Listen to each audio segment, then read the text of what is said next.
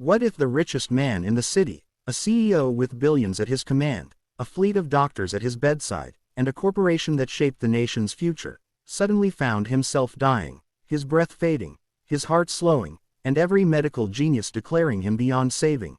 But then, when all hope was gone, a simple rural girl with nothing but innocence in her heart leaned close, pressed her lips against his, and in that one unbelievable moment not only revived his life but also stole his heart forever.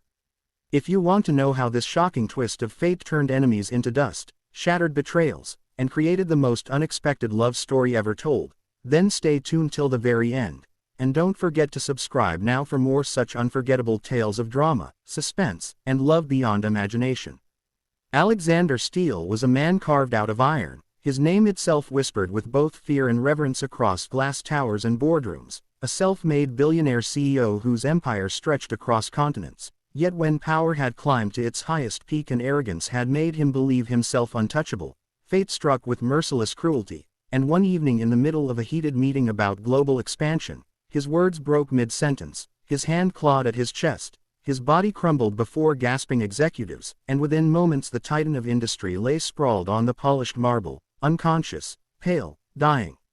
He was rushed to the hospital in a convoy of black cars, machines clinging to his chest. But though the best specialists in cardiology, neurology, and rare diseases crowded around him, their brows furrowed, their voices lowered, the truth spread like a poison.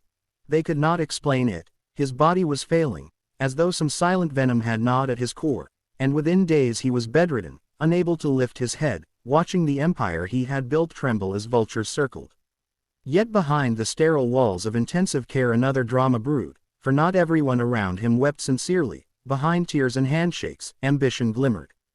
Unknown to him, members of his own board had orchestrated the slow poisoning of his body, a toxin so rare it eluded tests, slipped carefully into his routine by a trusted aide bought with promises of power, and now, while doctors failed, these traitors whispered of succession, of seizing control, of carving his throne into pieces.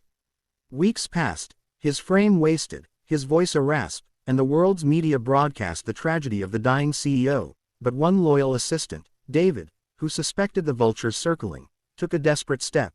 He whisked Alexander away from the hospitals, away from the spies in tailored suits, carrying him to a countryside retreat, whispering that at least if he died, he would die under open skies, not fluorescent bulbs. And there, far from glass and steel, fate waited in the form of a girl named Alara. She was no heiress, no doctor, no scientist, just a rural soul who lived in a modest wooden cottage, who carried baskets of herbs from the forest, whose kindness to neighbors made her beloved in her village. When she first saw the pale stranger beneath the oak tree, head lolling, lips blue, she did not recognize the name that shook stock markets. She saw only a man on the edge of death. Something in her heart, pure and untainted, drove her forward.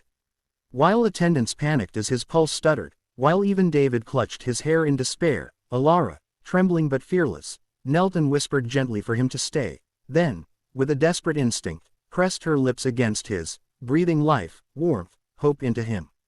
To everyone's shock his body jolted, his lungs gasped, color flushed faintly into his cheeks, and his eyes cracked open to see her face, haloed by sunlight, innocence radiating. Science had failed, but something about her, her breath, her lips, her aura, counteracted the invisible poison.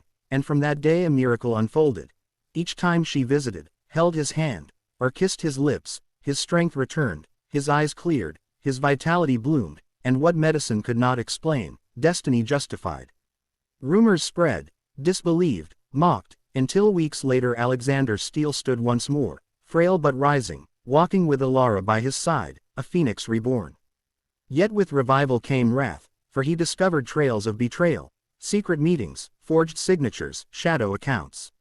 Rage burned within him, but also a newfound clarity. Death had shown him what mattered. As he returned to his empire with Alara, the boardroom froze. They had expected a funeral, not resurrection. He exposed them one by one, slamming evidence on the gleaming table, their faces draining as he recited their sins. Some begged, some denied, some even lunged in desperation, but his guards dragged them away.